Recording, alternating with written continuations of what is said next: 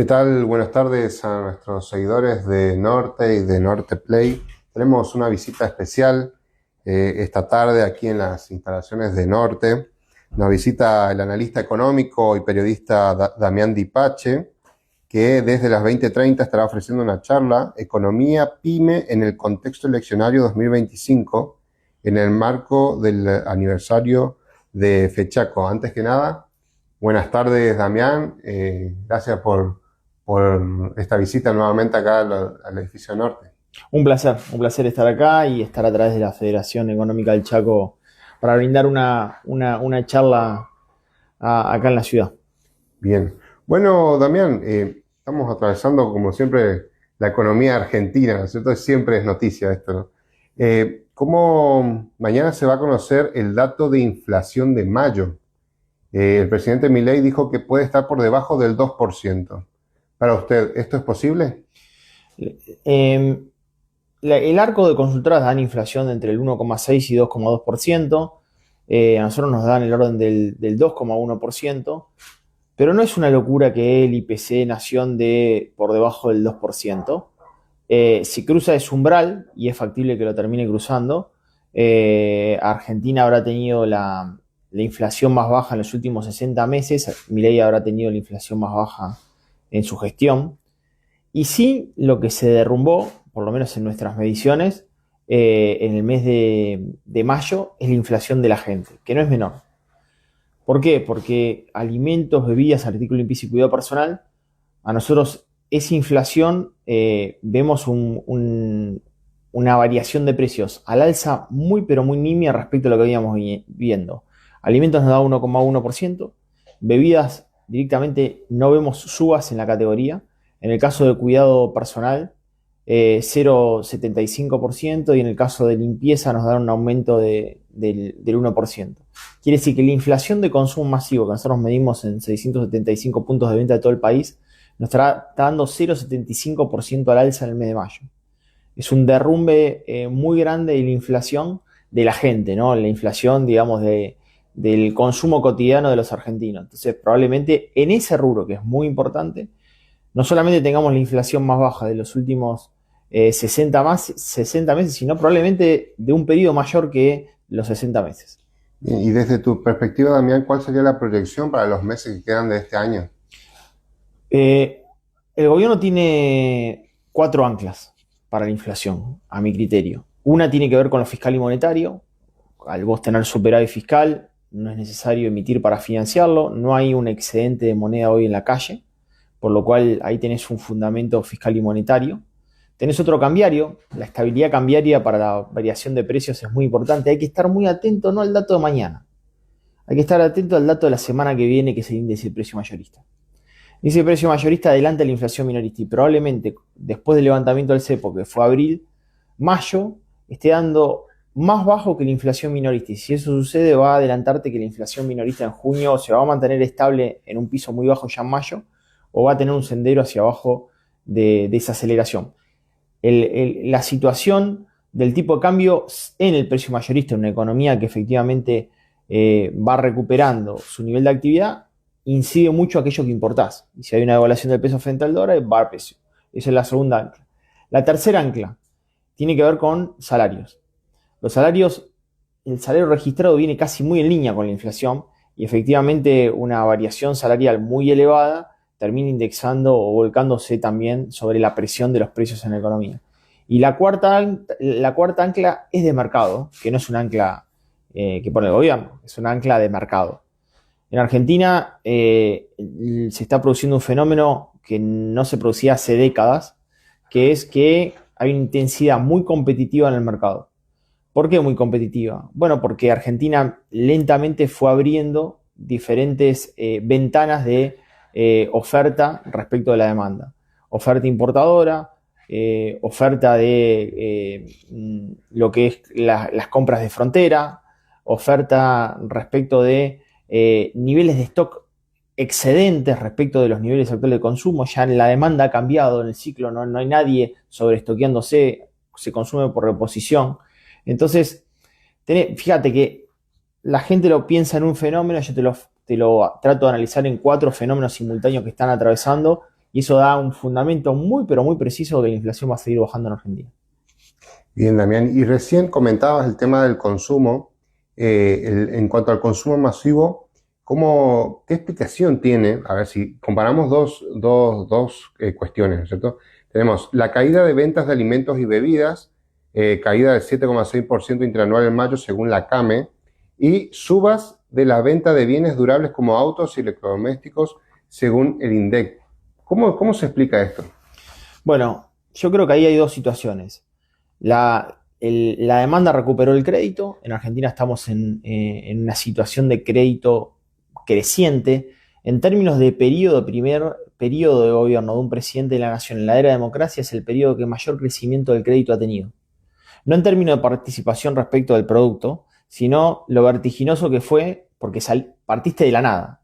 El crédito respecto al producto, Milei arranca con 6%, probablemente este año lo lleva al 10%. O sea, un crecimiento muy fuerte en un periodo de corto muy grande, muy chico. Eso generó que mucha gente hoy pueda acceder a bienes durables como puede ser un auto, una moto, una vivienda, artículos para el hogar, electrodomésticos, etc. ¿Qué pasa con bienes de consumo? Que vos decís, bueno, pero ¿cómo la gente compra una moto y no puede comprar un paquete de yerba, un litro de aceite, etcétera? Bueno, ahí tenés dos situaciones, ciclo macro y micro y situación de clase media. La baja de la inflación es sacarle la kriptonita a la clase baja. La baja de la inflación empodera mucho más al que es pobre que el que es clase media. Y te explico por qué. Un tipo que es changarín, que está acá en el Chaco, y que el tipo levanta cartón. El tipo que no le suba la leche es lo mejor que le puede pasar en la vida. Quizás el commodity, el cartón, le paga más, incluso, y la leche la tiene estable. Ese tipo volvió a ser Clark Kent. Lo tuvieron durante 20 años con la kriptonita bajo el brazo. No olviden este fenómeno en estas provincias. La clase media tiene otro ciclo, porque la clase media, diferente de la clase más baja, accede a una gama de servicio superior. Porque el tipo que clase baja no tiene prepaga, no paga a los chicos del colegio privado, no tiene seguro, no paga servicios financieros, no tiene tarjeta de crédito, ¿me entendés? Eso es lo que le está subiendo a la clase media. Entonces tiene muy poco excedente para el consumo de bienes. Primero, no se refugia en el stock porque es un mal negocio para la clase media, por lo cual no tenés un super consumo. Pero además está más limitada el consumo de bienes en este ciclo porque efectivamente tiene que derivar parte de su ingreso al consumo de servicios, porque eso es lo que viene subiendo. Pero es un fenómeno muy interesante el que consultás, porque yo creo que ahí hay un cambio que todavía no estamos viendo, ¿eh? No estamos viendo que la inflación, como no lo percibimos, porque todo lo que estamos acá, ninguno sabe lo que es ser pobre, no percibimos el fenómeno tan importante que es la baja inflación para que realmente es pobre.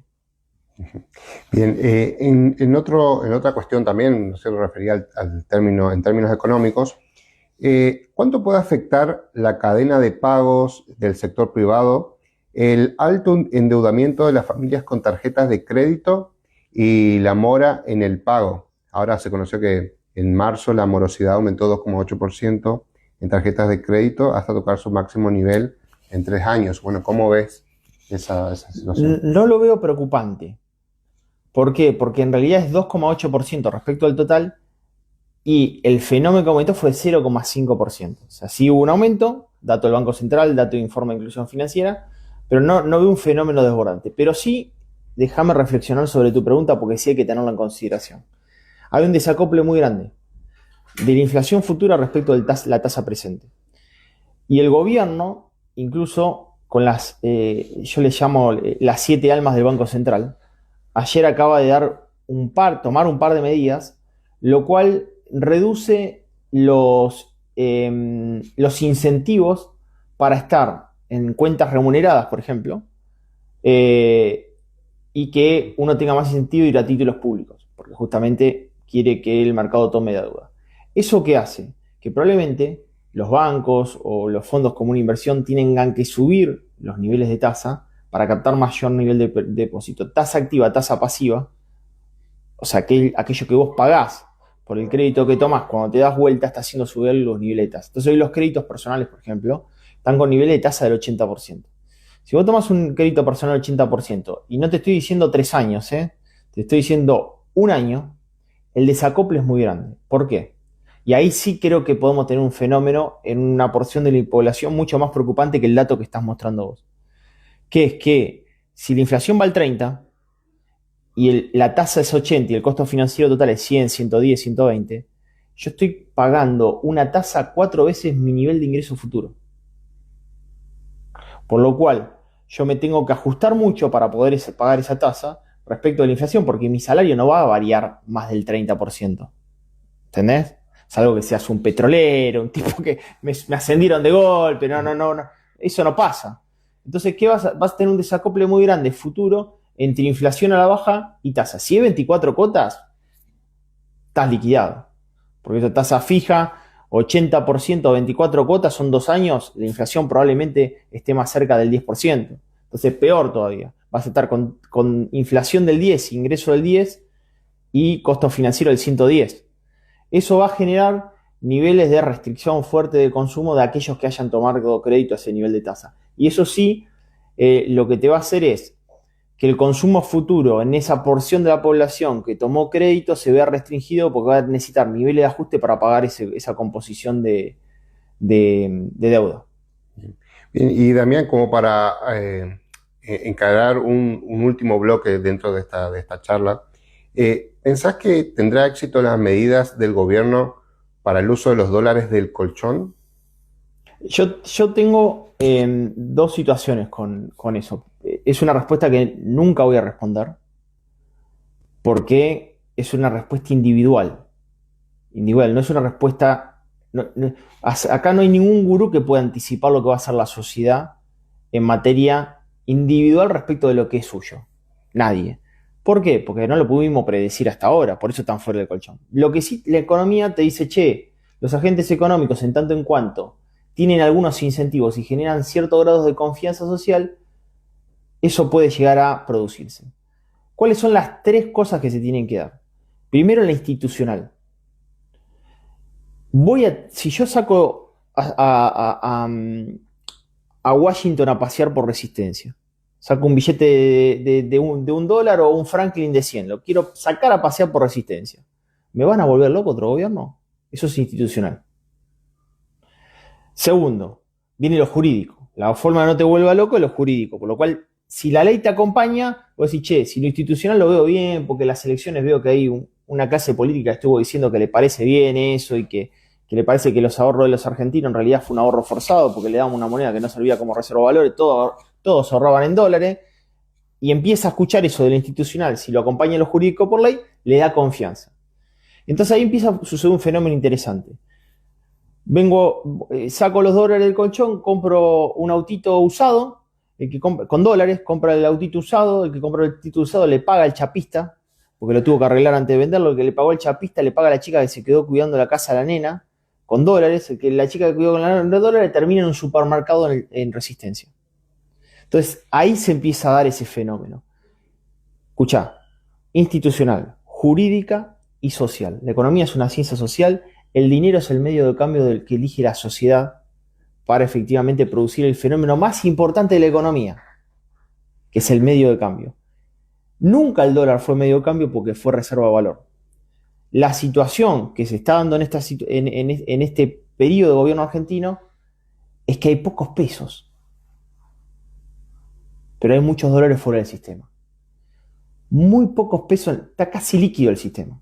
Entonces, probablemente algunos tengan incentivo de decir, che, pará, lo voy a utilizar para medio cambio.